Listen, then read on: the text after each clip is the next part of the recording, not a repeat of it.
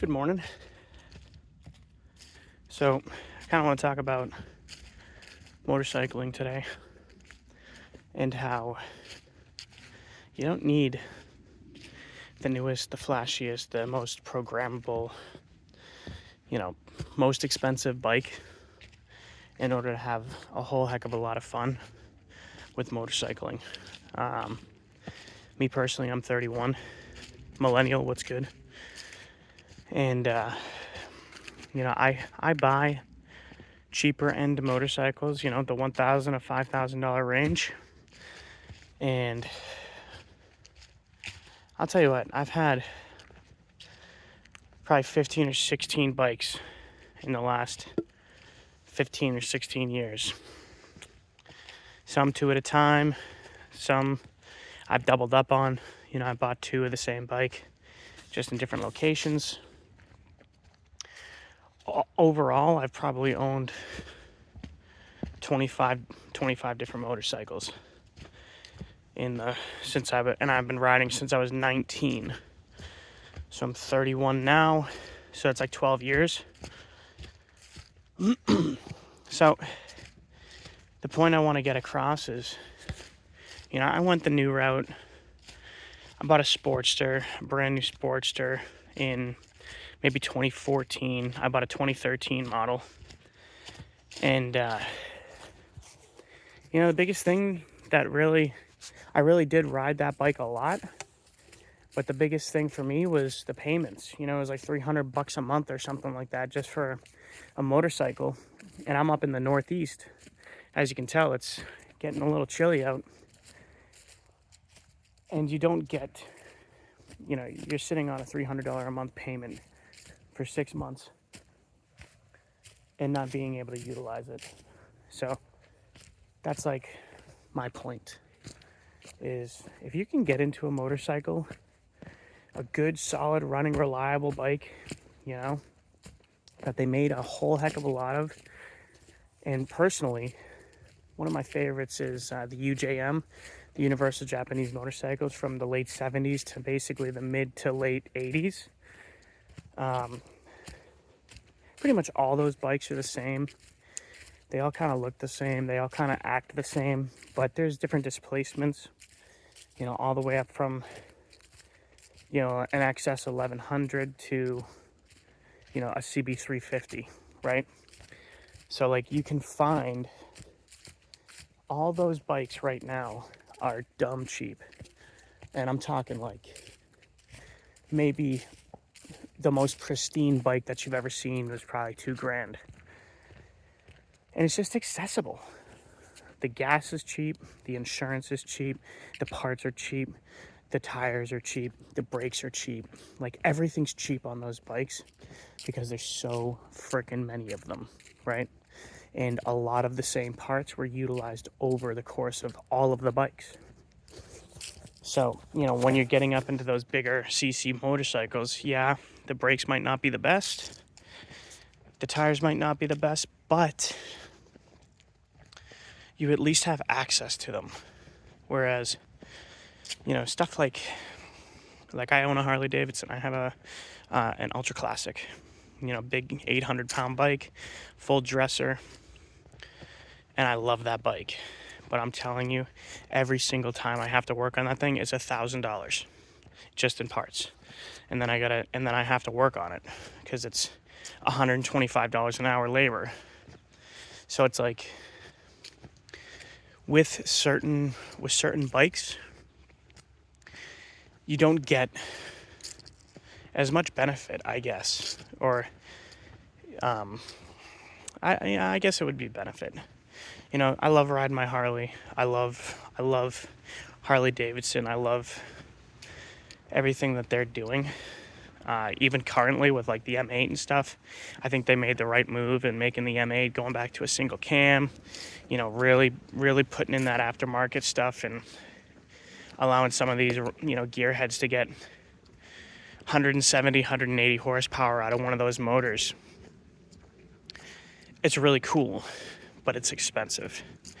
So you're going to go drop $40,000 to $50,000 on a Harley, and then you have to drop another $12,000 to $15,000 into it to get those kind of numbers. So it's like, okay, well, that's a down payment on a house. Morning. Whereas if you get, even like, okay, perfect example. I was looking at a 1998 Kawasaki ZX1100 for $3,000. Okay, that is literally the world's fastest production bike of the 90s for 6 years running. And you can have, if that's what you want, speed, you can have it, and you can find it cheaply. And I love that aspect about motorcycles in general, because the guys that are just brand specific, like I'll always ride Harley or I'll always ride Suzuki or Kawasaki or Yamaha or whatever. There's something for everybody out there, and I like all motorcycles.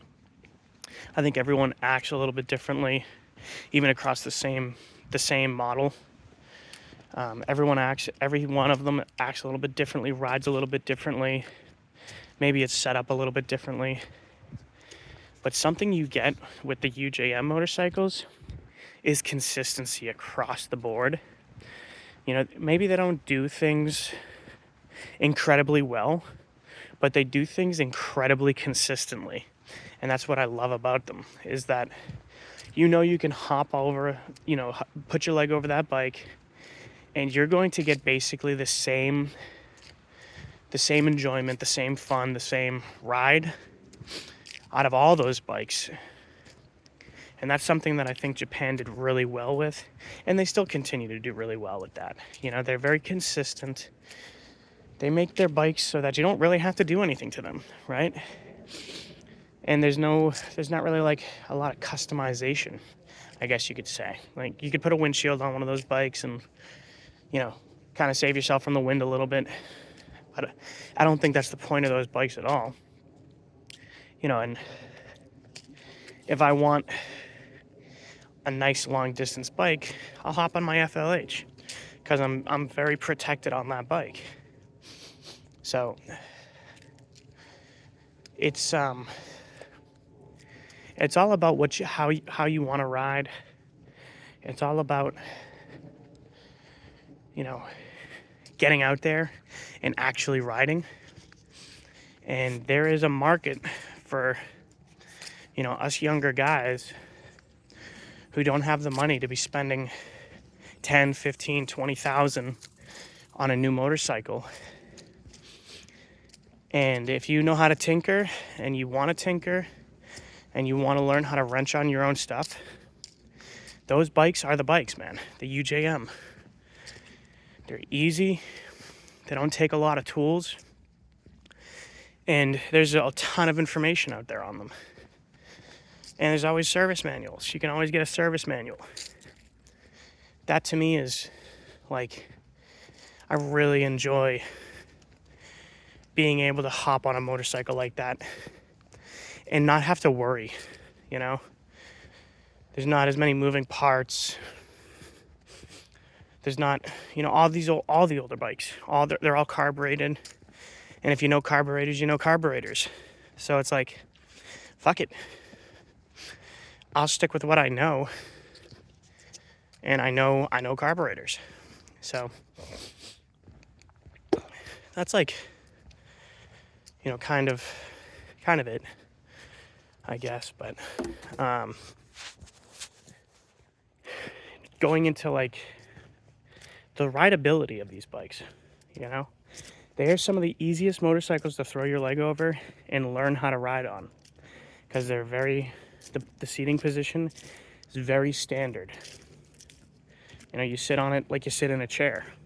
You really sit on top of these bikes. Whereas in some bikes, you sit in them, right? Like a lot of the racing bikes, you sit in that bike. You're in like a cockpit in that bike. Whereas these bikes, you're sitting on top. You have full control of that motorcycle. A lot of them have a lot higher center of gravity. So like they tip easier, right? You lean into the corners a little bit better. And they just make riding a little bit more easier for, let's say, a beginner to even an expert in riding, you know? They can be fun for just about anybody. So, you know, hey, if you see, you know, an old 1980 Yamaha XJ6 and you're looking for your first bike, and that's $1,000 motorcycle, you basically, for $1,000, can step into endless fun. Endless fun, literally endless. And you didn't blow your wad. You didn't buy something and have buyer's remorse and say, ah, yeah, it's not for me. At least you only spent $1,000 and you got a riding, reliable motorcycle. You only need to change one oil. You know, everything about those bikes are very accessible. And that's what I love about them, you know, and that's why I think I have a tendency to gravitate towards them. You know, I'll get a few Japanese UJM bikes, and then I'll go back to my Harley, and then I'll go back to the UJM, and then I'll go back to the Harley. But I'll tell you what, man, the Harley, I've had more problems with the Harley than any UJM bike I've ever had, or a Japanese motorcycle for that fact. You know, maintenance-wise, that's one thing. If you buy a bike and you're gonna maintain it, or you buy a bike and you don't know what you're looking at, and it needs every maintenance item because it's been sitting a while, okay, that's where you negotiate. That's where a $1,000 bike turns into a $300 or $400 bike, because you got to be able to maintain, you know, buy the parts and all that good shit. So, if you're interested in buying one of these motorcycles, then reach out, and I'll try and do my best to get back to you, and, you know, try and help you find what's a good fit, because there is endless choices when it comes to motorcycles.